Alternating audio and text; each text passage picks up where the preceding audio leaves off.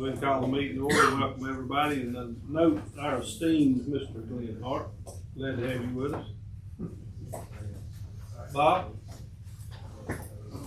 Lord, just thank you for this time together. Thank you for today. Thank you for the sewer authority. Thank you for all the people that are here in attendance, and we thank you for all the blessings you've given us. In Jesus' name, pray. Amen. So the flag. I pledge allegiance to the flag of the United States of America and to the republic for which it stands, one nation, under God, indivisible, with liberty and justice for all. We got a full house. I want to welcome everybody. And,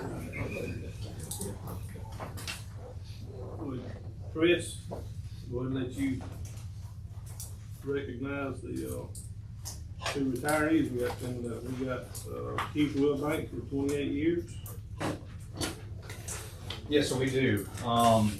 So I'm sure many of you guys over the time have been introduced to Keith. He's a lifelong, well, as Ricky too, both of them lifelong Oconians, right? Mm-hmm. So the first of these is Keith Wilbanks, if you will. Please go ahead and stand up. Mr. Wilbanks. So where is, are those in here? Yeah, they're number 5 or 5. Number 4. Yeah. Number 4. 4 and 5. Okay. So I'll read the highlights of the resolutions here that Keith, he began working as an operator back in October 1996. Back then it was the Oconee County Sewer Commission. And he's had a primary responsibility of normal and emergency operations for the treatment plant for his entire career here. He has shown great leadership.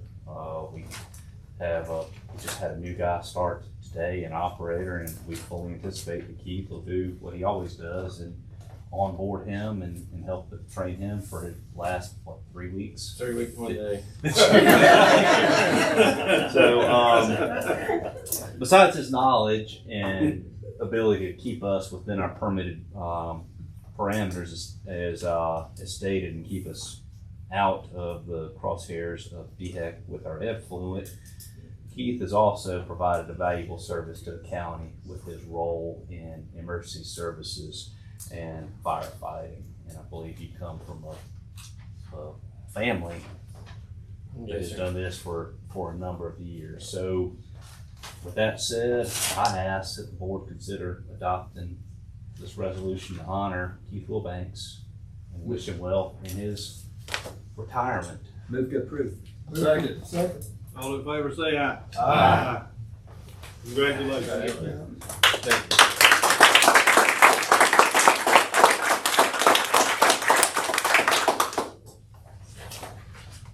And your father was in wastewater for a long time. That's where I got started in Kiwi Key. Kiwi Key. Yeah. So And that's where he's gonna be the firefighter. So roots run deep. Roots run deep. All right. Secondly, Ricky Wood. Mr. Wood has been with us as a maintenance technician since 2010. I believe that's correct. And he is, in my time here, as everybody here knows, we've had a lot of issues with mechanical troubleshooting with pump stations as well as the treatment plant. And Ricky has been part of the team that has put in substantial hours both during normal work hours as well as after hours to troubleshoot and keep these pieces going, especially with some of the more difficult components that we've had where parts are hard to come by now. And Ricky, for years, has been a part-time farmer. Yeah. Or I guess there's no such thing as a part-time farmer. A full-time farmer who works full-time up here. So I'm anticipating that you're going to be back at that other full-time profession. Oh, yeah. Starting October 1st. Yeah.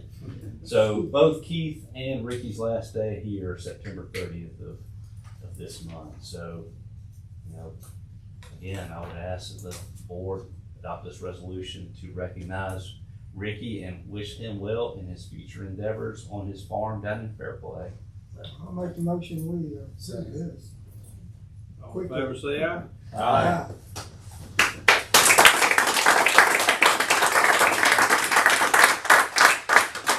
And what we have is we'll have a little frame certificate that we'll have, and probably give it to you tomorrow if you don't want to stick around here for the rest of the meeting, but we can get that to you tomorrow once it's signed by. I've been here 28 years and haven't got to go to one of these meetings in it. So. I want to thank the Sewer Authority for the opportunity to work here. It's been good. Thank you. Well, very more much. that you've never been to Orleans. Pretty cool, 28 years. Were you even born when they started? I was born when the dinosaurs were born. What are you talking about? Got socks older now. He wasn't born, he just got dropped off. Next, going to honors and special recognition once again. Kyle? This is for the NACWA. For the NACWA Award. Many So, of you don't even know what they are. How about that? Oh, man. so we are at our, it's called Platinum 6. So this means that up to, well, I know it's been probably a little bit longer than that since the last violation that the plant has had. So when I got here, it takes all the data we have to submit to them. So I just did it back for 5 years. So we're have our 6-year platinum award now for compliance here at the facility. So, question real quick. Are you saying that when you got here, you had no data had been submitted? Not to NACWA Okay. at that time. Oh, I see. Because when I got here, we implemented some data processing for WIMS, which we can now easily go back and grab that data. Okay. Congratulations, Kyle. Yeah, congratulations. Congratulations again. Yeah, I got a good team. Good team. Okay, let's give him a hand.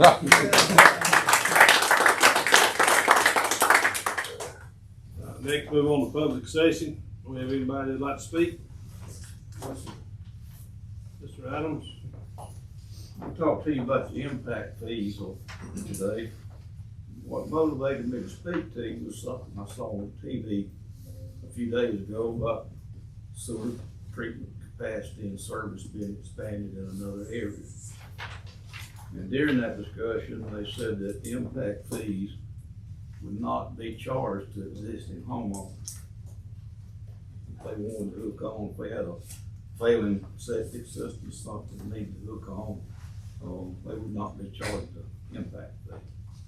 Now, I assume too, that would extend to small retail, commercial businesses that just have a sanitary flow primarily. But, when I heard about this, first thing that popped into my mind was naturally sewer site. Kind of started up, and some, contrary to what some people say, it does have some gravity feed line there that people can hook up to. Not a whole lot, but some. If it ever gets built out, it'll have more. But the fact that Sewer South will be the first retail part of the authority too could impact this, because the authority won't have the cushion of having the town between them and the customer this time. That could impact the issue. My numbers might not be correct, but I believe the current impact fee for a 3/4 inch water meter is $3,600. Might be $3,900. I don't remember when you came out with it. And when you move up to the next level to 1 inch, it goes up considerably above that. And then you got the tap fees on top of that. Now, some people, especially low and middle income, that kind of money, we're talking about $4,000, $5,000, maybe $6,000. I don't really know, but that's a pretty good chunk of money. And they may not have that discretionary income. If they do, it might stretch them, or they have to give up something else that they need. So that's the primary reason I bring this up. You know, especially today's cost of living, you know, it's getting tougher and tougher for people, especially at the lower level.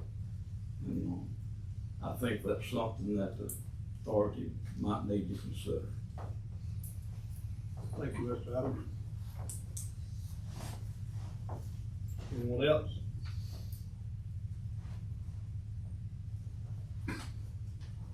Move on to approval of minutes. Commission meeting at August 5. Move to approve. Any discussion? All in favor say aye. Aye. All opposed? Next, committee and other meeting reports, Operation Planning meeting of August 21. Mr. Bob? All right, thank you, Mr. Chair. We had everyone in presence. Chris gave us an update on all the current projects, including the skip projects that, really they talked about going with the CMAR on this, on the dewatering on the belt presses, and maybe doing screw presses instead of belt presses. And so that'll be a change of operation and budget. Now, if you want to read it in glorious detail, I think Lynn has captured that very well. Went on to recommended action items that will be taken up in this meeting later on. And two of them have to do with contractual matters with W.K. Gibson, and another one that had to do with the fats, oils, and greases that we discussed last time, and some changes that were done, and some updates to our sewer use regulation. Let's see, other things as you read through there, you see that some clarifier issues, number 1 and number 3 clarifier, that need some, some work done on them.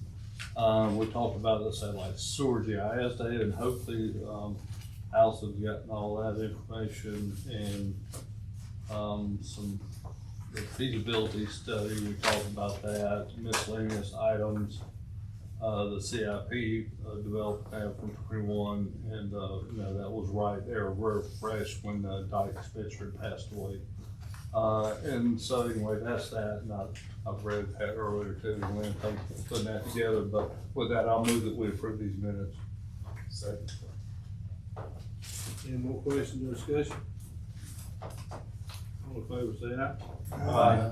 All opposed? Next, we're on Finance Administration meeting of August 27th. That one was canceled. And then Secretary Treasurer's report, Ms. Stevens. Okay, you have your report in your packet there along with the graphs that Chris does for it. We have a total of $11,223,093 in all the accounts, cash and investments. Currently, the outside accountant is working on an audit on the Sewer South project. We're waiting to get their findings together and also get the project completely done, and then we're going to be reimbursing Oconee County from that fund. I sent out last week to all of you the reconciliations that the outside accountant finally sent me her letter. So all of our accounts are reconciled through July with no issues. And then on the back page of that, you'll see we have 4 CDs that are maturing this month that will be reinvested. A couple from the O&M account, and a couple from the WIF account. Why did it take the CPA so long to get back to you? What was the delay there? I do not know, because I've asked her, when I send over the statements, I asked them right in that email, please remember we have the meeting coming up next month, please send the letter, and I've had her send many reminder letters. And Yeah, I noticed that. I'll pay him 1 month. So I'm sure we have seen this before, but I'm looking at your chart. your drastic uptick in the retail O&M that occurred from May to June, what accounts for that? We've received a bunch of the grant funds, and then we've also received a couple big reimbursements from the county as well. And that's what I'm saying, when they get done with that, we're gonna reconcile it all so that we're giving the county back what they're owed. So with that, if you remember, I think it went back 2 or 3 months ago to the board, we initially had fronted $1.5 million in that fund to pay for projects as we receive, or pay for applications as we receive payouts from the contractor for that project. And once everything's said and done, that's what we'll eventually have back is $1.5 million plus any interest that's been accrued. That money at that time has already been voted on by the board to take and transfer, I believe it was to the projects and contingency fund. Does that sound right, Lynn? And then we're gonna leave $100,000 in there. So anything over and above that is either monies we receive from the granting agency or Oconee County. That'll eventually be returned to Oconee County for any overage above that $1.5 million plus interest. I just don't remember seeing that spike. And that could just be getting old, can't remember, but, thank you. Yes, sir. Have a motion to approve? So moved. Second. All in favor say aye. Aye. Opposed? Next, Oconee County government update regarding matters involving wastewater. We have Mr. Hart here. Anything you'd like to fill us in on, Mr. Hart? I'm just a observer. Chris, anything from the county? No, sir. Next, presentation discussion items. 2021 capital improvement plan.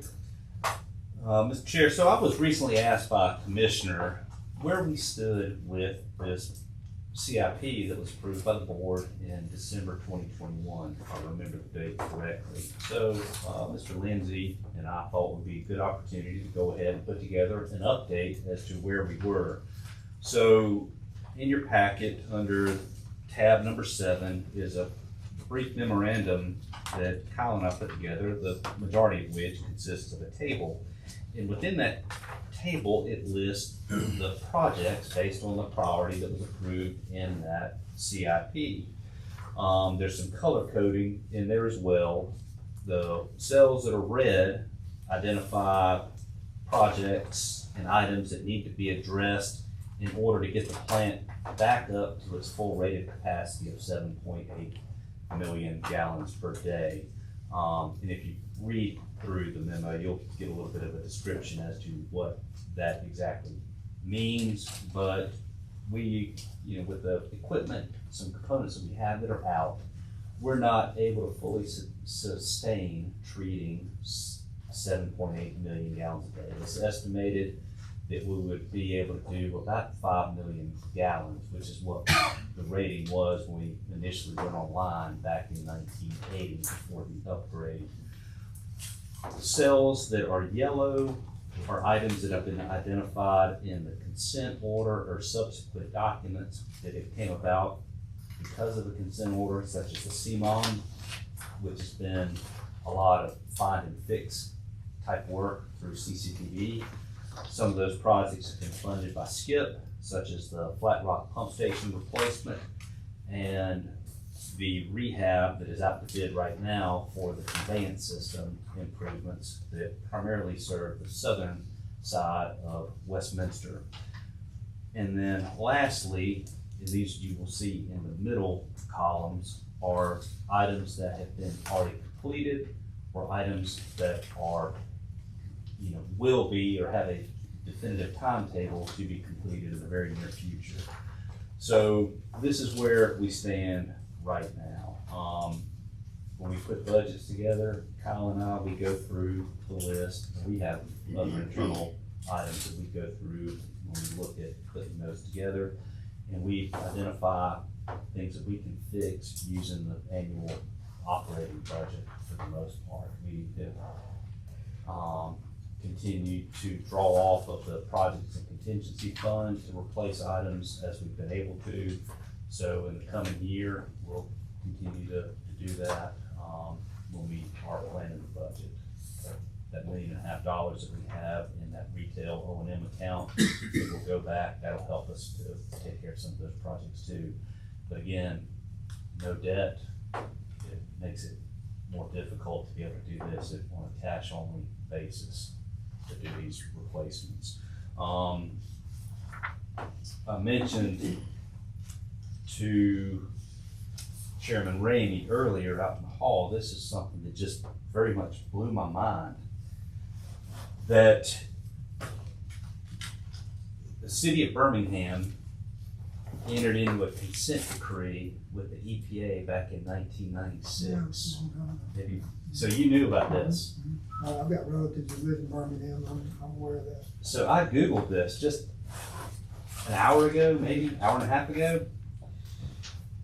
Federal judge ends nearly 3 decades of oversight for Jefferson County sewer system. So it is amazing to me that a person can go work there on day one, they're in a consent order, and work their entire career and still be under that consent order. But Jefferson County has spent over $3 billion trying to comply with that consent order. So all that to say is kind of what I think we've been thinking all along. It's not going to be a quick fix getting out from under this consent order. It's, I'm not sure that this will happen during the rest of my career here. So we're in it for the long haul. So it's a matter of just trying to find ways to pick away at it. How I found out about this is, my cousin works for their water department, and when I went to visit, he was telling me about this. And I told him, I said, well, folks, I'll tell you right now, County's doing a whole hell of a lot better than you guys are, that's for sure. Well, in multiple regards, because Yeah, it said, I think there had been 20-something people that had been charged with corruption over that project. There's some people that went to jail over this, Yeah. yeah, there's some people who went to prison, yeah. So from that standpoint, if nothing else, we're doing I just heard about it. a lot better. But yes, no quick fix when it comes to consent order matters. So with that said, I'll answer any questions, or Kyle, you have anything you want to chime in on? This may be something that'd be a good idea every so often, just to get an update as to where we are with this, since this is an item that was approved by the board about 3 years ago. So we're not suggesting that Norm right about us comparing ourselves to Birmingham? That's exactly right. That's what y'all were doing. Okay. I got a lot already. Want to clarify that, we're not Birmingham.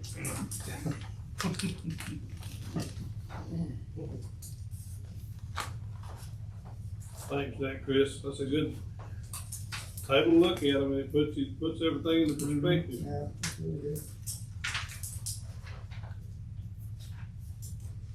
All right, move on to action items, public comment session for proposed sewer use regulation revisions.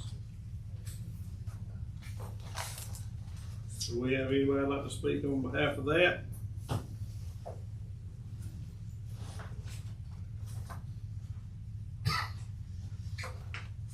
Nope, nobody wants to show that. No, some of their comments, but I'll leave it. Okay. We don't have anybody speaking on behalf of that. Consider proposed revisions to the OJRSA sewer use regulation regarding the fat, oil, and grease and other such matters. Just a little bit of a brief background. The board on July 1st had tasked us and the OMP committee with re-evaluating or reconsidering the matters and the regulations regarding the frequency of cleanouts for the quote-unquote under the sink grease trap, the small devices that are kept inside of these buildings that are required to have such devices. We figured that since we're going to be in there, we'll address that But at the same time, if we're gonna reopen the regulation for one thing, we're gonna go ahead and address other items as well.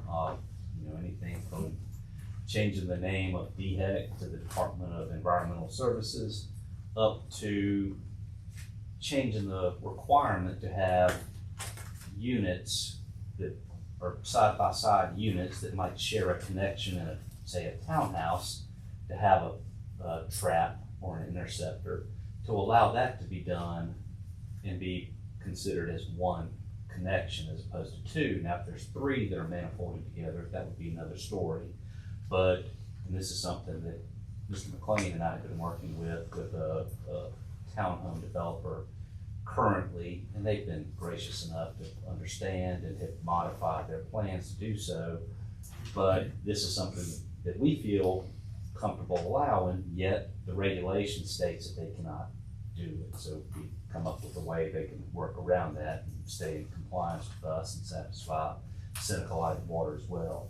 All that to say is we went through everything that we could think of from beginning to end with the O&P committee, with input that we received from, and really it was Ms. Myers who spoke on behalf, I believe, of those that were with Wahala that showed up at the last meeting, as well as the consultants that are the third-party expert in the state and federal law regarding pre-treatment, which again, Fats, Oils, and Greens falls under that section of the Clean Water Act.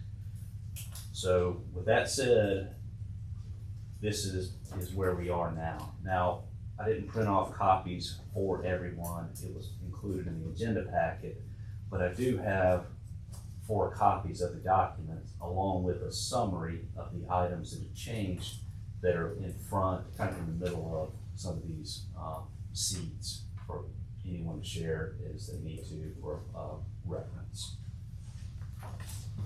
And this is what you saying, this is what the link was on that email? Yes, sir, it is. The same that was linked on the email. Well, O&P went through it, and Celia, do y'all think everything's addressed that we had all these concerns about? Well, what I heard, we shared this document with some of our business owners, and the overwhelming feedback that I got was it was so technical they couldn't understand what it meant to them in the day-to-day business. So how they can read the changes, and it's not like they don't understand what but translate it to how often some of them are gonna have to clean out, or what if they have an undersized, or what if they are in a rehab as opposed to a new construction, because that's where some of the concerns were coming from. For most of them, they couldn't give me a lot of feedback because they didn't understand how it was affecting them in their daily operations. What would it take to have a crib note version that we could hand out? Because if you hand them that, that's probably what you're gonna hear. But that's what we handed out. That's what I'm saying, yeah, do we have anything that? Well, we're working on that to have as a standalone document. We've got the sewer use regulation that's been adopted. We have the development policy, which is it supports the sewer use regulation, but most places would call that the standard specifications detail. And then internally, we've been working on more of a, what you call like a user-friendly type of a development guide that, a restaurant, they'd be able to go and look in here, see in this document, see what is required, why it's required. It kind of gives them a definition as to what falls on, restaurant or a food service establishment. What is a food service establishment? But as far as getting away from it, it's hard to say and try to understand what they may not understand without hearing directly from them the input as to what they don't understand. Well, they're operating their business right now, so they can't be here. But yes, basically is that. Get over here.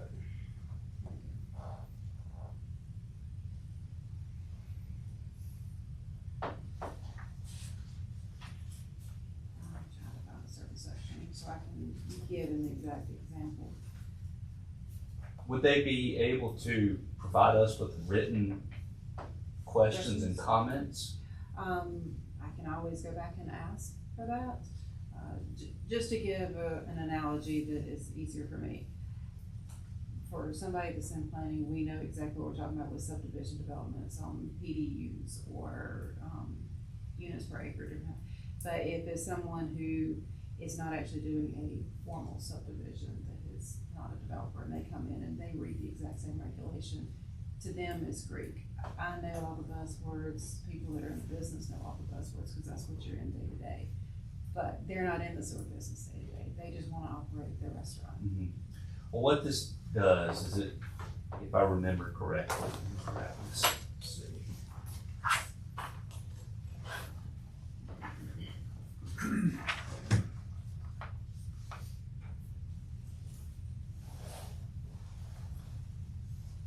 So it established some definitive cleaning requirements that were not in there before. The 25% rule, which is defined now within the document, but also it states that we need to be cleaned if there are visible solids passing out of in the effluent from the device.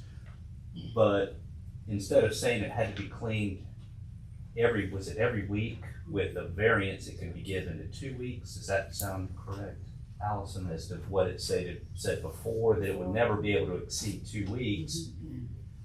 Now we would consider them all on a case-by-case basis, but never to exceed 3 weeks.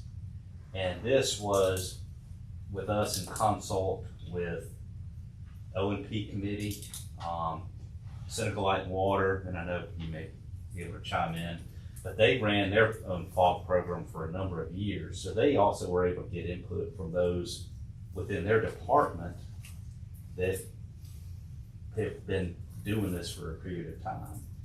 And, I think that may have been like a recommendation from some of the things they had seen as well, but also from talking with other utilities that have these same types of programs and what issues that they have. Speaking with City of Anderson, speaking with REWA about problems that they have with their fats, oils, and grease program and requirements for cleaning out devices. So in a way, we loosened that part up to make it a little more subjective on our part, to allow it to be more flexible based on the circumstances that each specific location, based on the circumstances of each specific location. So if they're only open for one meal a day, they're not gonna have to be treated the same as a place that would be open for 3 meals a day, that would be serving the same types of food. It will allow more discretion at the local level that would allow that to be clean, so long as they're able to maintain that compliance of no passing solids out through the device. Yeah, the difficulty, I think, is putting together rules that are for everybody, because we come up with a gazillion hypotheticals. And so so having a translator there, and then when we're doing it within the department, as Chris alluded to, there's so many situations that come up, and you just have to, dealing with them individually. Now, the challenge is, we were doing it within our own operations, and now you introduce another operation here, so it would, there's a certain dynamic there that's obviously a little different. No, I very much appreciate the case by case as opposed to the trying to use one size fits all. I'm just curious if there's some other type of Cliff version, or like you said, that user-friendly guide, that just so they can, and I'm sure other jurisdictions have the same questions. You ready to put together a CliffsNotes version? Well, I mean, that's our job. I mean, we're trying to make it so it's more user-friendly for them, and if they're having trouble, and she's already heard from them, that it's more information than they can absorb. how much of that can we back out and just put the main information they need? And it may be that just the questions that you're getting, Celia, just have an FAQ, put together. And that's what we're working on with that development guide. Okay. The development guide, which is a supporting document and more of a layman's term type document for the regulation and but while we're working on it, I don't know how many pages it currently is, close to 40, but it's not only for just restaurants, it's for any type of facility that we're gonna have. There'll be funeral homes, daycares, industrial users, butchers, shops, everybody will be in this, but it's not one of these things that, we've been working on it for, Task Allison was starting to work on that a year ago, just working on one item or one type of a facility per month a year ago. And that's kind of where we are now, is up to 30-something pages, but we could go ahead and put something out there with what we have. It just won't be complete. You just continue to revise it, which means they'll just have to go to the website when we publish it every few weeks and get the updated version until it is finalized. What about if you had another, some information meeting with the folks that have concerns on it and put Allison on the spot, but let her explain, this is what we're looking at, this is the direction we're going based on the feedback that they got from the other meeting. Just having a second meeting like we did Yeah. previously? I would think that would be a lot simpler than trying to decipher another. I don't know, based on because I was on vacation, but based on what I heard about the last one, that did not go over very well. So I don't know that we want to put ourselves in that position again. Just a thought. Because there's going to be questions no matter what you put together. But if they have somebody there that can answer those questions, But what and happened? maybe have a handout also as reference that for just trying to simplify the process on their side for somebody that's not technical and doesn't think in that way. I just am hesitant to do that. Again, I was not there. All I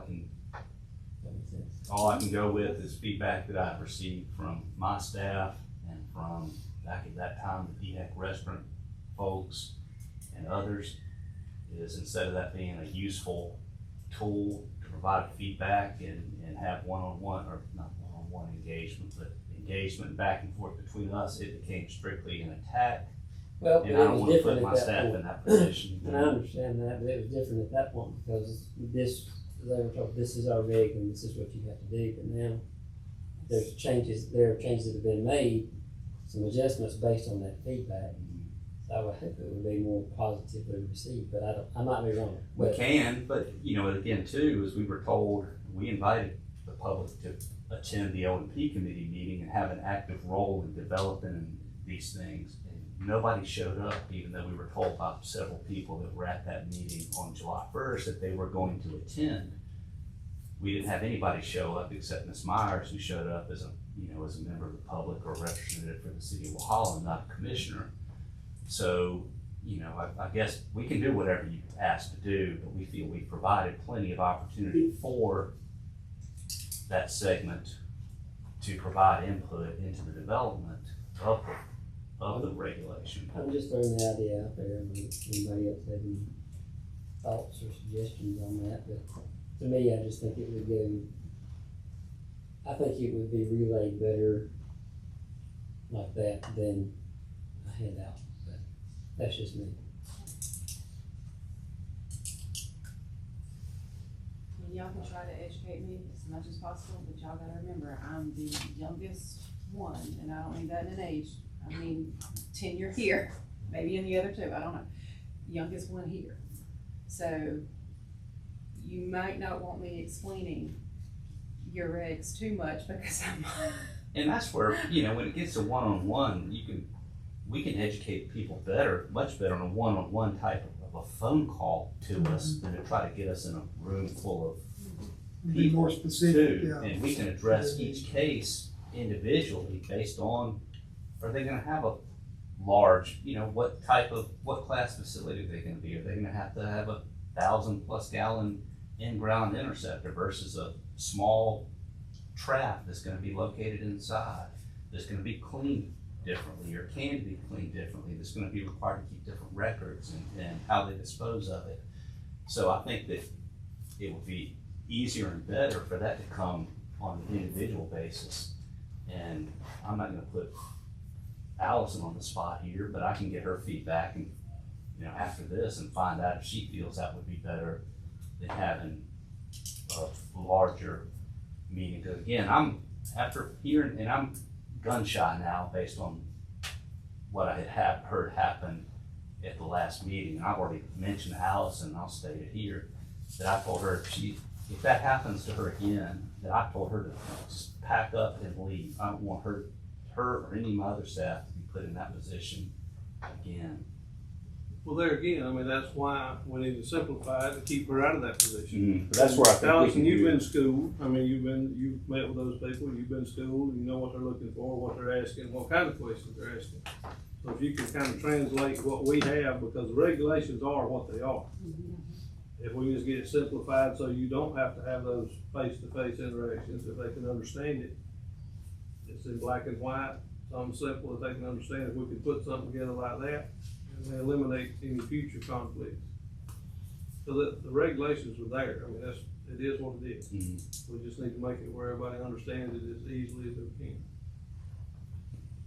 Ms. Price, how about this? Would you be able to get some, like, if you can take this and provide me, if you want to send it by email or phone call, provide me with some of those specific cases. We'll make sure, because it doesn't sound like you're ready to vote on taking the next step with this tonight, if it's going to require some simplification of I think the vote tonight is just to accept the regulations as they are. I think that's fine. I'm just saying if we're gonna do this, I asked if this was gonna solve the problems we had before. And if it's not, then, you know, we might need to take another step just to make it simplified a little bit. But yeah, I'm fine with it. Those O&P, you've already vetted it out. And we looked at the red line, and it looks to me like it's ready.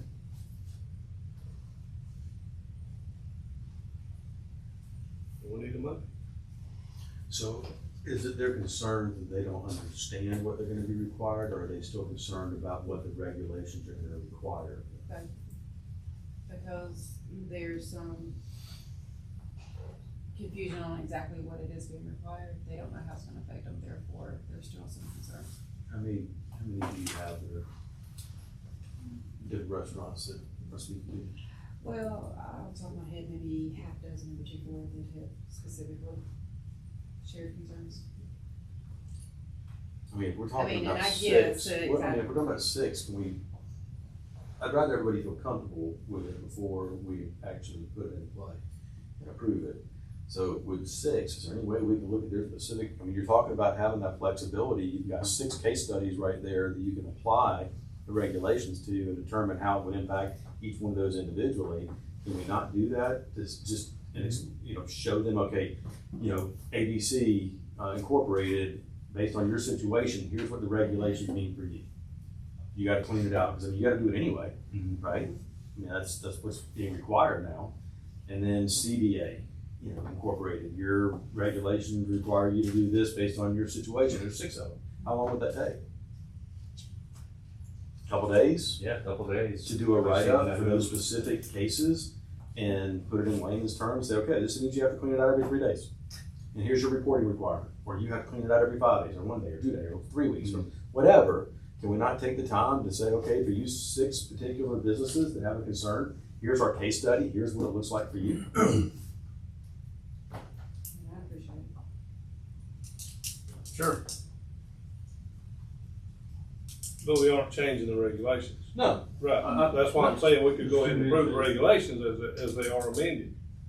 We just need to follow up with that before we start enforcing. Well, Because what you're doing now, you haven't got to Westminster yet. I mean, that started in Walhalla, that's where all the big issues came up. no, we've been to Westminster. We've been to all the cities now. Have you got everything, did you have any feedback from Westminster Seneca the way you did Walhalla? No. None. Westminster has one. No, we haven't. Okay. I think we have 6. Let's take a little bit of time, let's apply it to those particular restaurant specifications and share with them what's gonna be required of them with their grease traps and see if they can understand that way. And then we can get them, you know, some feedback from based on their particular situation. How long would it take to review those 6 restaurants and say, hey, here's, based on your situation and these new regs, based on our flexibility, here's what we're gonna apply? How long would that take? Well, it is a case by case, and I'm not, I don't know what businesses she's talking about.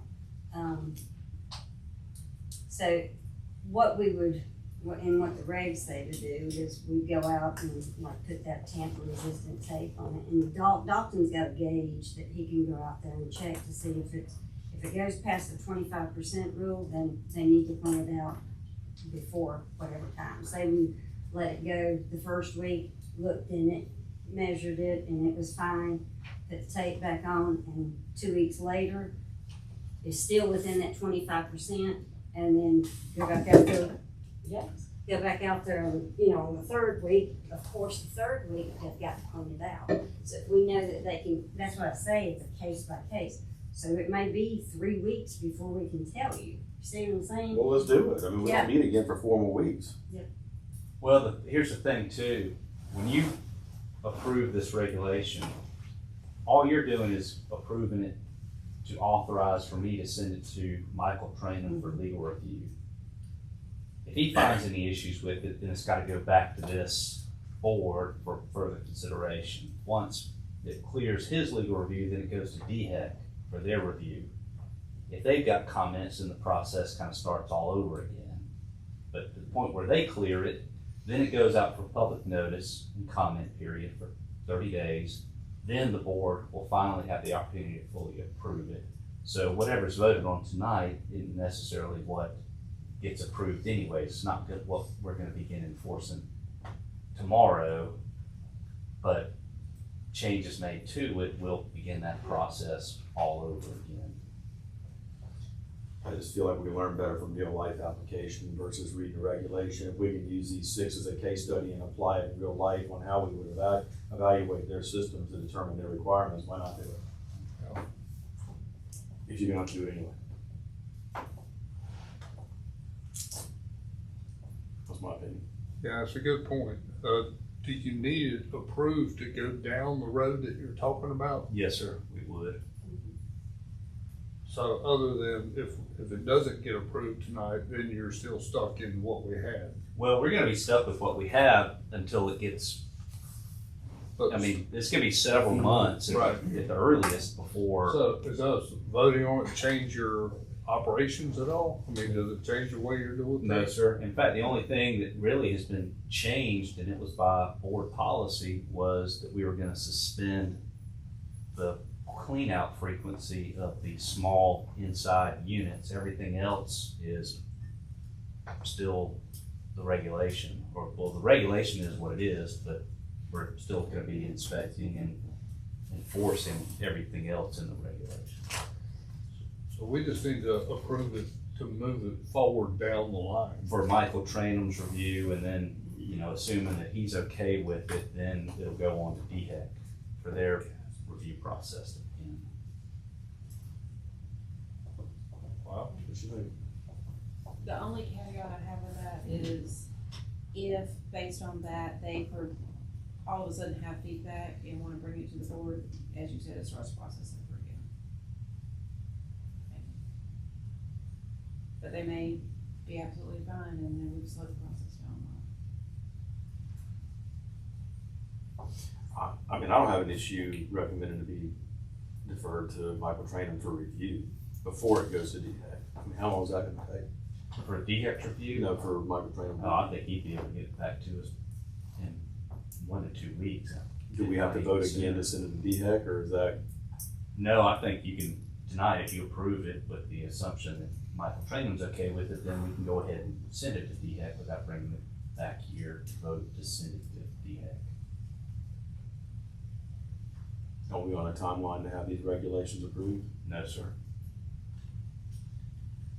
It's just all in the enforcement of the free strike for them, so. And I don't wanna delay that any longer than we need to, because I know that needs to be done, so. I just don't wanna be in the same position a year from now. Well, I know it is a lot more customer friendly. There's no doubt about that. Mm-hmm. You know, on these changes. Bob, Scott, you guys, you know, you got a lot of, I don't just look at Ramcat Alley, you got restaurants there, you got all kinds of stuff there. Does Seneca have basically processes and procedures for these individual businesses that maybe Well, it would be identical.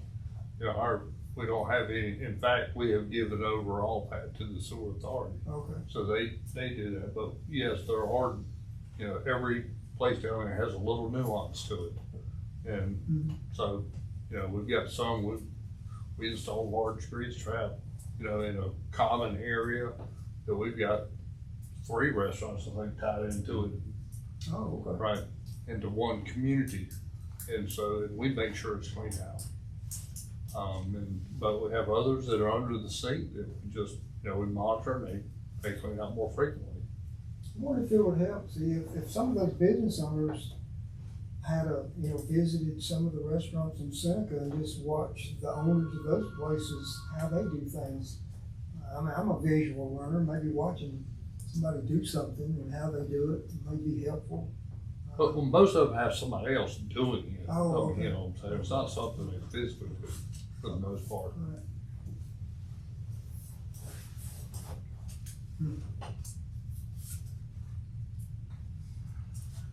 We need a motion. Move to approve. Yeah, I'll second, to move this Any more to. discussion or questions? So Chris, I don't really have a specific recommendation other than just maybe articulate my expectation here is that, you know, our job is to look at this, listen to you, and put into place policies and procedures that meet state and federal regulations and best management practices. What I heard that night was some folks who were pretty upset because they didn't understand what they were supposed to be doing. My expectation is that that's your and your staff's job is to educate the restaurant owners into what they're supposed to do, whatever that takes. And I understand that you and the staff felt attacked, and I think the restaurant owners felt very misunderstood. And I think sometimes you just gotta keep engaging until you make up that common ground, or until you find that common ground. Just because most of the problems right now are in Walhalla, that may be more a function of more newer places looking to open where there haven't been existing restaurants than in Westminster, Seneca, I don't know. But restaurants are very important to all of us, to all of our communities, and finding a way to help those restaurant owners get what they need. I mean, I hear restaurant owners talk all the time about all the DHEC and other or DES regulations they've got to jump through to be able to open it for our own safety. But that drives their cost up, so ultimately when I go buy a sandwich, my sandwich cost goes up. So I want a cheaper sandwich, Chris. Help us get to that point with the restaurant owners to be able to navigate that burdensome part, even if you've got to endure a little bit of back and forth with them so that they understand what's going on. Because my take on the whole thing was there was a big gap in communication or a big gap in expectation. And that's not your fault, it's not Allison's fault, I don't think that's their fault, but I think it's your job to find a way to bridge that space and get in and just figure out what that is. Because I think that's what I hear everybody trying to give you suggestions on how to make up that difference in what the expectations are. An encouragement to you. I don't really have any way to say, here's what I think you should do. I listen to everybody talk. I just would like to see these business owners have more confidence in this overall process than to feel degraded by it. For what's worth. So we have a motion and a second. Any more discussion? All in favor say aye. Aye. All opposed? Very good. Moving on, item 3, approve July and fiscal year-to-date financial report. So moved. Second. Any questions or discussion? All in favor say aye. Aye. All opposed? Next, perform the following actions related to the regional feasibility study. Number one, adopt the final version of the study exhibit G. Everybody has that. Everybody's had an opportunity to read over it. I make a motion, we A lot approve. to it. Second. Motion second. Any discussion? I do. Jeremy, you're here in place of Angie. I am here. Welcome. Thank you, appreciate it. So I have one question. Chris, if it's all right, I'm going to direct this directly to Jeremy. So I'm all the way at the back page, and this is more out of pragmatism than anything else. It has, for the individual stakeholders within 6 months of completing their CIP, to do a financial rate of services study. And my suggestion is this. I'm all in, good with the recommendations in here. But when I see this, I wonder if each of the stakeholders are gonna be committing to do a rate analysis that is gonna be rendered ineffective by the time we get the analysis done. So if this whole process is, we're gonna have something different than what we currently have, initiating a rate analysis on what our current rates are and what our current rate should be under our current operational models, then doing a rate analysis with everything that's currently there seems like we would be wasting money, because by the time we get to the end of this process, that rate information would be significantly different. So reason I wanted to ask you directly is rather than, because I'm still in favor of doing that, not knowing where we may all go with this, would you have any objection if rather than within 6 months of that CIP being completed, that it be within 6 months or 3 months after the ad hoc committee's recommendation? I don't want to hold it up, and I wish I had thought through this when I had a chance before I spoke with Angie, but Scott Paris inspired my brain today, so you can blame it on Scott, when we were just kind of talking through this, kind of about the sequencing of everything. I'm just interested in your take on that, and perhaps the rest of the board. I really hate to see I say three, I'm just assuming Westminster, Walhalla, and Seneca, initiate these rate studies. We get data back that it is then not useful because we may have adopted a whole new governance structure and have a whole new operational model. Absolutely. 100% right in the back of what you're coming from there. The delta is always the problem. There's where we are today and where we want to be in the future. Right. And between now and then, you've got a delta. Things are going to be changing that entire time. So the goal here is to give up recommendations that get us the best baseline we can to help make the decisions, including on what makes best sense for that governance. So it will be a snapshot in time. You are 100% correct. And it might not be the snapshot in time that you want to make decisions on after those recommendations are made from the governance structure. So the question would be back to y'all on that. Is this something that you want as a tool to help you make those governance structure decisions, which is the direction those recommendations have taken you at present? So I guess maybe to clarify, you're looking at that analysis from each of the three to actually affect the change rather than the other way around. That's correct. I think the point before it, an action item, says each of these systems is to develop a CIP. Yes. So then taking that CIP and putting that into your individual rate analysis gives a much more robust and equitable picture across each of the systems in order to make those governance decisions on everybody's behalf. Yes. Well, I guess I can go with that. I'm still just wondering about the sequencing, because if we're trying to get this completed, Chris mapped out the dates. Where is it that you mapped out the dates, Chris? I don't want to, I'm going to argue with you just a little bit, Jeremy, until I get my understanding where I want it to be. So we're trying to get all of this done by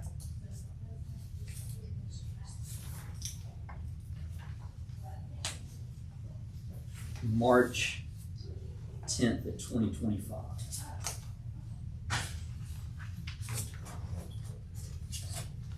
So, I just didn't want us to, each of the cities to, what I'm saying in effect, waste resources to do a financial rate analysis that we might not then use. But you're saying you think that information is important in the total evaluation of the governance structure. the only thing I would restructure there is you think.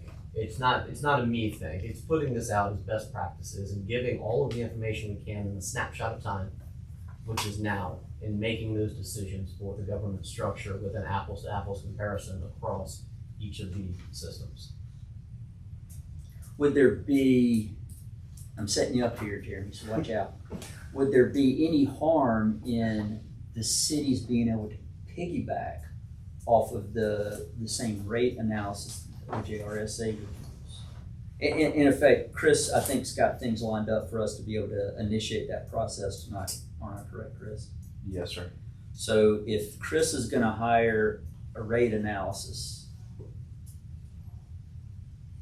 can I piggyback off of that same consultant to possibly have an economies of scale so we aren't all repeating the same thing?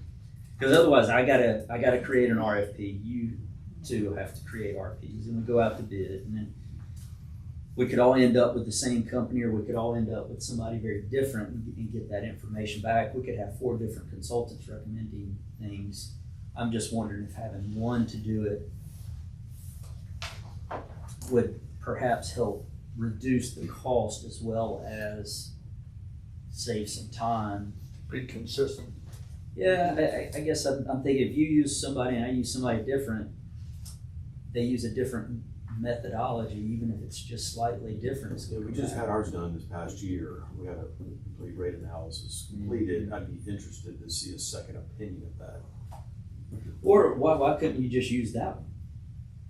Yeah, but I'd be interested to. So you want to know? I just have to validate what that one was. I would also challenge that one of the things in here does say to develop your capital improvement plans. Everybody knows that through the planning that's done both at the county level and some of the things that come through the CMOM, your capital plan might look different in 6 months than it does, as to your original point, than it did when you did it last year.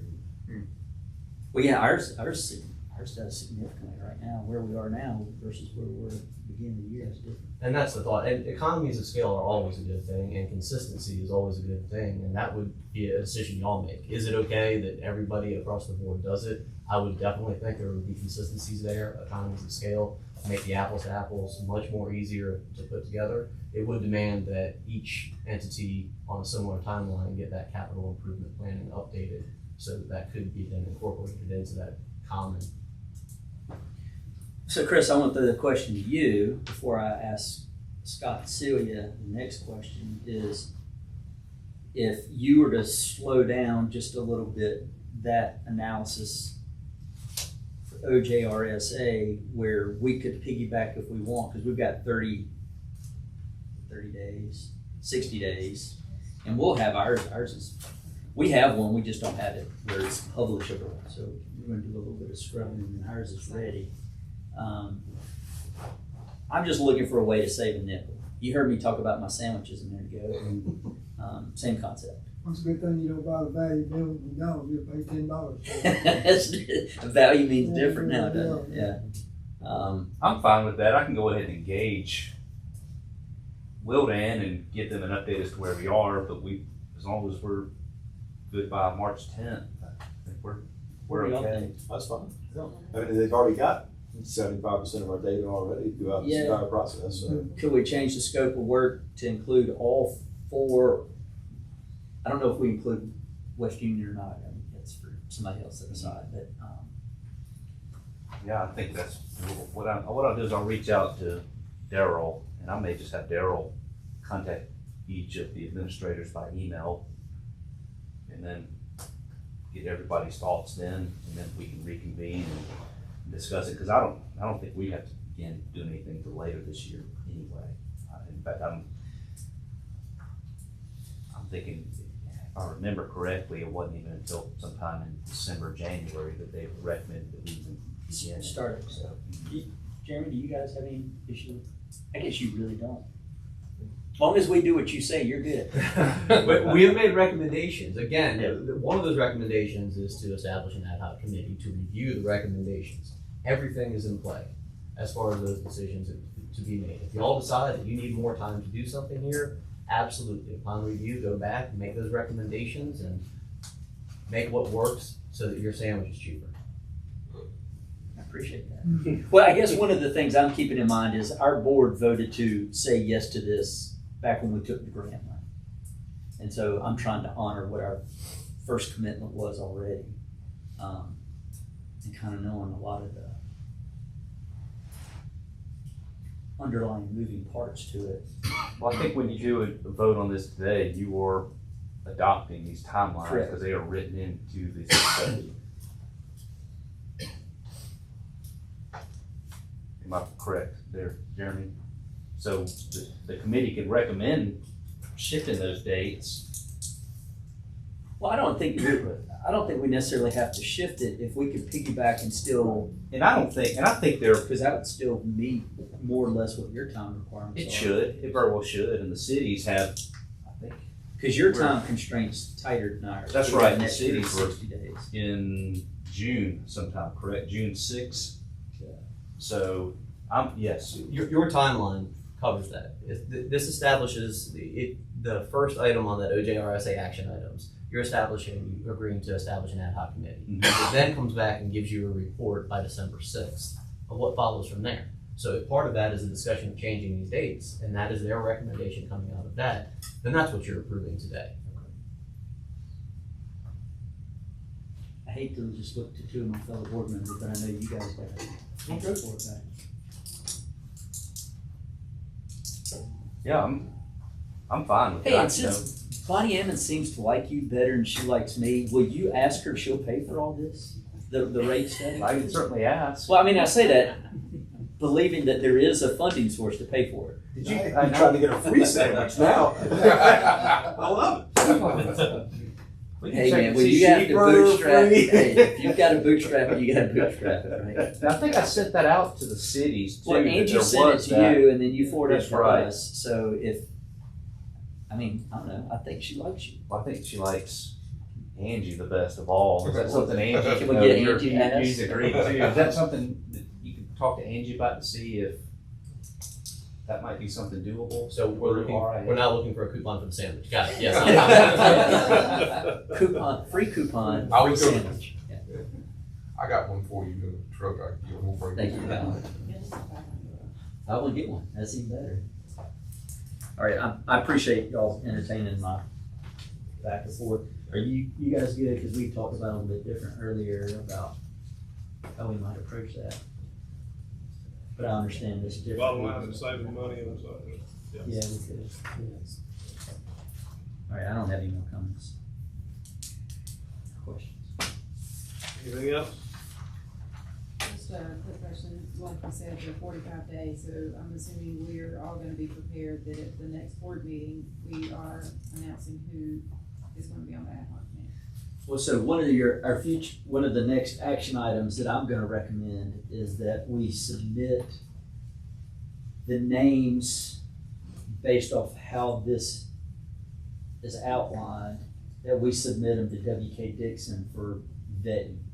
So where it says somebody's gotta have a specific type of credential, if we've just approved or we're gonna approve or consider WK Dixon's change order, So that's the number. to let them, yeah, so that we know that we're getting somebody with utility finance experience and economic development experience, let them vet the candidates. And So did I hear you make a motion to adopt the final wording of the study? Not yet. That's already on the table. Yeah, that's up for discussion, Okay. yeah, we have a motion and a second to do that. You wanna just vote on it, so I'll shut up, Bob? Is that what you were saying? Just to move on to item B, yeah. Okay. Chris, the list of edits you have here, those are not included in the study, right? those have been addressed They in the have, they final are, study. so Yes, these sir. edits we can trash now, we know they're in here. Yes, sir, that's Okay. correct. If I may, Ms. Myers, I've got something too I was gonna mention, and it's down in my discussion part of it, but it was talk that I had with Ms. Metlin And there's a exhibit or a sheet that's in here that I was gonna talk about regarding that committee makeup. Right, so we've got a motion and a second on the board, right? Yeah. Good. All in favor, say aye. Aye. All opposed? All right, next is initiate the OJRSA rate and financial cost of service study, which we've just modified a little bit, or amended. We have a motion for that one? On B? Yes, I'm sorry. We are on B. Consider the creation of the regional sewer feasibility study. Now, Kevin. You'll make that motion. I'll make a motion that we consider the creation of the feasibility implementation ad hoc committee by administering a process by which we all submit names for the vetting and recommendation by W.K. Dixon. Second. Can I capture what you were? Yep, well, that will cover what I had put on here, so. Okay. Do we need to check with WK Dixon and get them to agree to that? Well, I didn't ask Jeremy, but I asked Angie. So I He's guess- not shaking his head. So I guess we said who's the real boss. If Angie said okay and you say not, like we know who. I think that you can drop back and figure out who the real boss is in the relationship. But no, WK Dixon will be fine, and providing the services, we'll look back over what we put. If there's anything we need to amend on there, we will. But It's just a good concept to exemplify the decision making on who's gonna be on that board, by providing an independent evaluation of it. We can kind of present who we feel satisfies with this one. I love the process. It takes it off of us time. Well, somebody's got to do it. So if we've got a change order with them, I like at least my conversation with Angie, she said they could do it. So yeah, it's a good idea. I don't want We to have a motion. represent. Do we have a second? You got a second? Yeah. Chris, you got something? I do. So if you go ahead, this will knock this off my plate. So I'm going to talk about it later. The very final item, Exhibit K, that's in your binder, is a sheet that Angie and I actually have put together. So you can either use this sheet or I'll just email it out to the commissioners. Well, it was in later the today. agenda packet you sent us. It is. It's in the agenda packet. It's there. I can email it out as an individual standalone one sheet document. So if you want to take this, submit names for your entity in the first table, and then in the second table, provide nominations as to who you think would be a good candidate for representation. Submit them back to me by September 25th. I'll provide the names of everybody that was submitted back out to the full board the following day. And at the same time, I'll forward that on to WK Dixon as a whole and let them begin the vetting process. And then we'll bring that, if I receive any information back from them prior to our October 7th meeting, I'll of course send that out, but we'll have it for consideration at October 7th meeting. If that's good with You want everyone. that individually, is that what it said? Individually? Yeah. From Well, each individual board member? I think so. I mean, Okay. if you want to get together and discuss it, We'll probably As a submit city, names but- as a group. Yeah. Instead of having for each category 4 different names, we Right, probably just right, all would yeah. submit ours as a city. and if you do that, just put the city. That way I know what collectively instead of me assuming, well, you submitted something, but Right. nobody else did. I know that that I received something from everyone. There you go. That'd be great. Thank you. Any more discussion about that one? All in favor, say aye. Aye. All opposed? Now we initiate the OJRSA rate and financial cost of service study. Need a motion for that? I make a motion, we initiate the OJRSA rate and financial cost of service study to be performed by Wildan Financial in accordance with the recommendation of the regional feasibility study of 2024, with the addition of potential piggybacking of the cities with Wildan to complete rates of study for each individual stakeholder as well. Second. Any more discussion? All in favor, say aye. Aye. Fine. Authorize Pope Flynn LLC to develop the documents that outline the legal process and timeline. So moved. Second. Any more discussion or question? What exactly does this do here? Just remind me again. The legal process and timeline for drafting a new governance agreement. So outline the general legal steps, consideration needed for consolidation with another multi-county organization. What does that mean? Or other viable entities. Right. It's in the report, Yeah, what they were asking for. right. I just didn't know if we're ahead of our skis at all. Is I think it's supposed to be used as guidance for the ad hoc committee. yeah. Then you gotta know what you can do and what you can't do.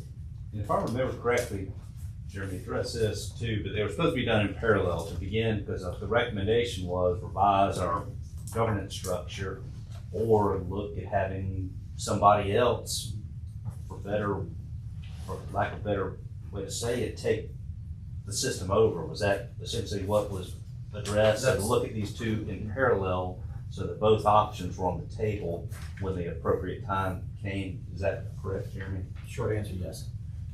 Okay, that will report back to the ad hoc committee.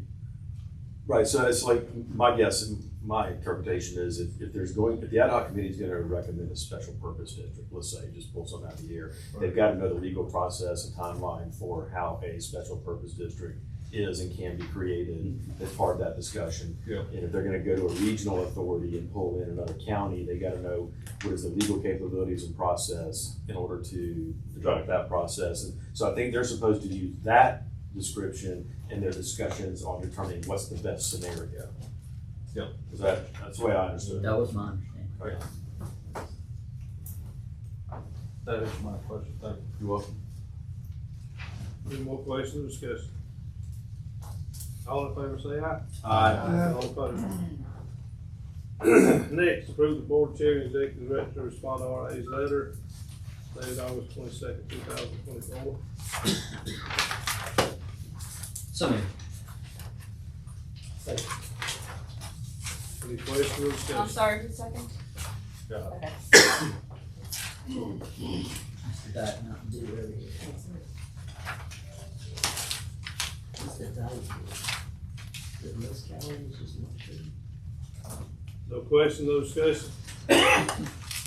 Not unless the Mountain Dew is important. I was waiting to hear what the diet did. It's only 5 calories. Okay, all right. That whole thing. All right, I feel good. I can vote for it.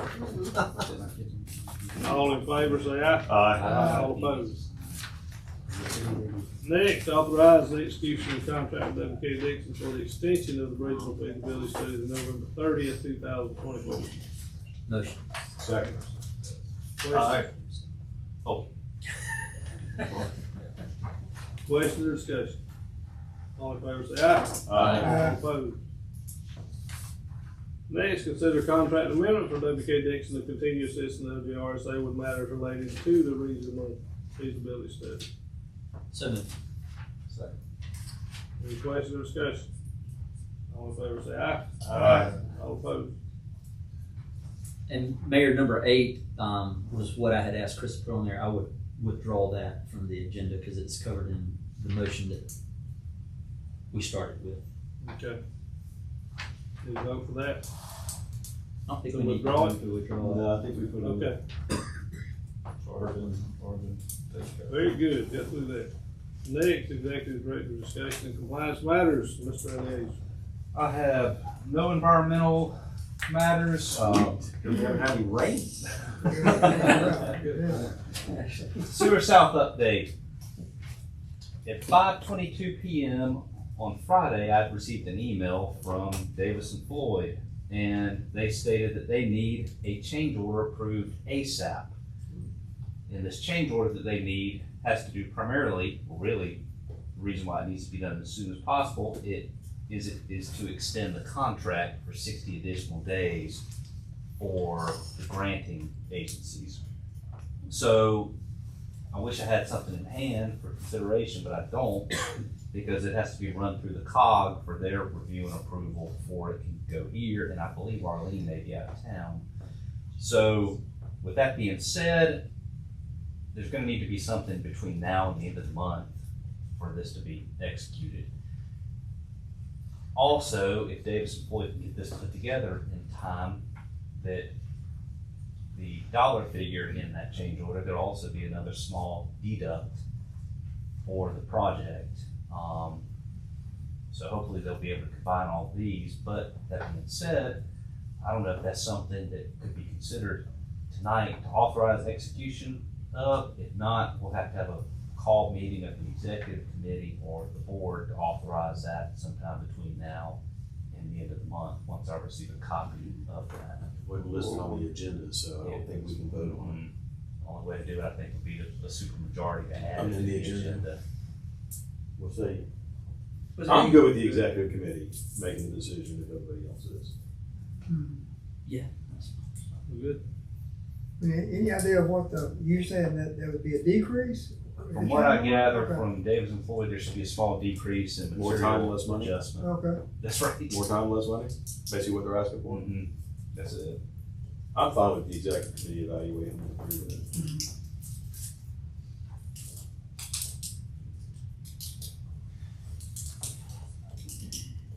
I don't hear any major objections, so I think that's where you're headed.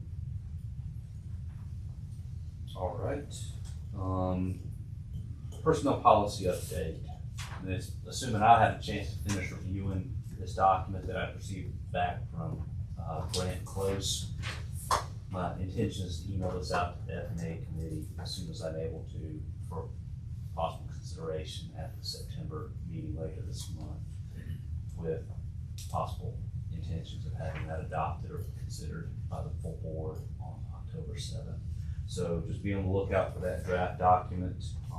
That's your whole personnel policy? Yes, sir, it's been 4 years or if not more possibly since we've last had that thing looked at. And there's a number of items we already know that have been. I just laughed, mine's 20 years old. I was gonna say, I thought you did them once a decade.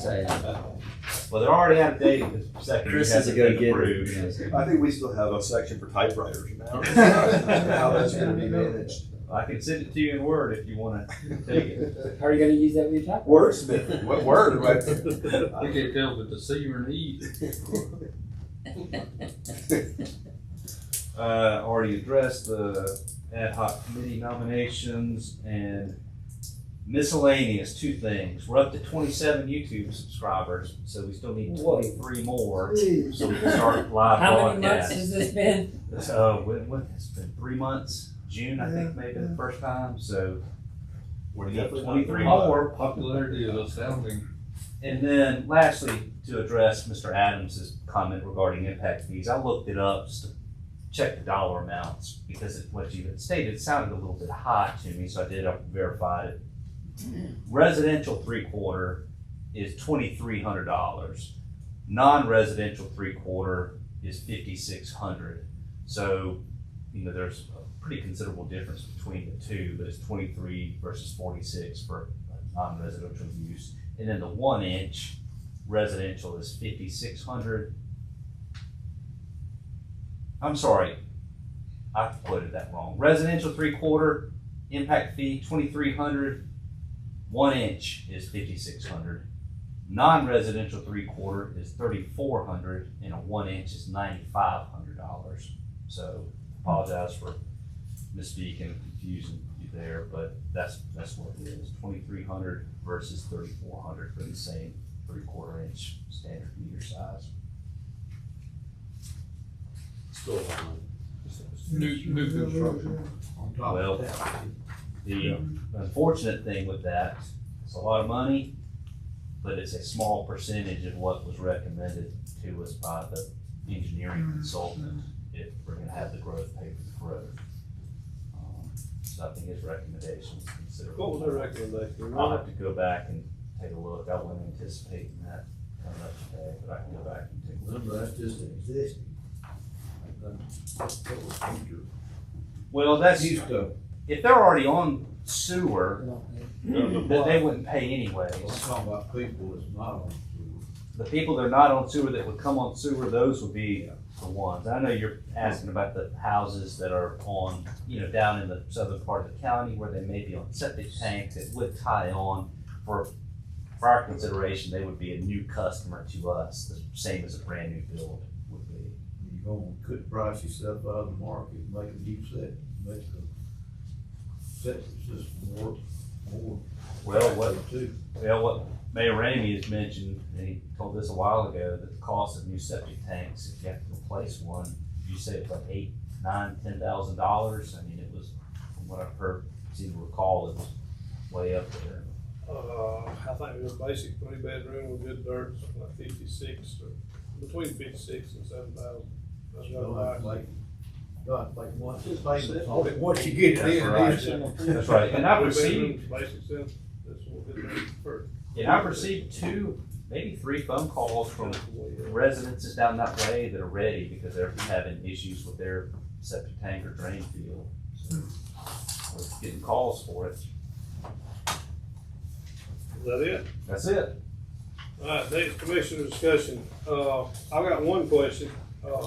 Fox News had Diamond T and Tyler Swain on last week, and the way he was talking, he's not able to tie on the sewer. He's got the building right there on Main Street, Fairplay. Is he able to tie in? Yes, sir. He has gravity sewer in front, so I believe that clip was sent to me because I didn't see it. Somebody said something about it. I couldn't find it on their website. Well, I finally was able to find it since someone sent the link to me, and he's standing. If I remember right, he's standing right next to the clean out that's connected to the gravity sewer. So he should, he cannot connect right now because we don't have the permit to operate. But once we have that permit to operate for DES, then yes, he'll be able to connect to it right at that time. After he pays the impact fees and his permit. $9,500 in his case. All right, well, it threw me off because when I watched it, I thought he couldn't tie in the way he was talking. So I would assume he could, but that's good. Anybody have anything else? All right, you have your upcoming meetings. We got all that ready. Move adjourned, somebody. Move. Second. All in favor, say aye. Aye, all opposed. Thank y'all. Yeah, I already had this. Thanks.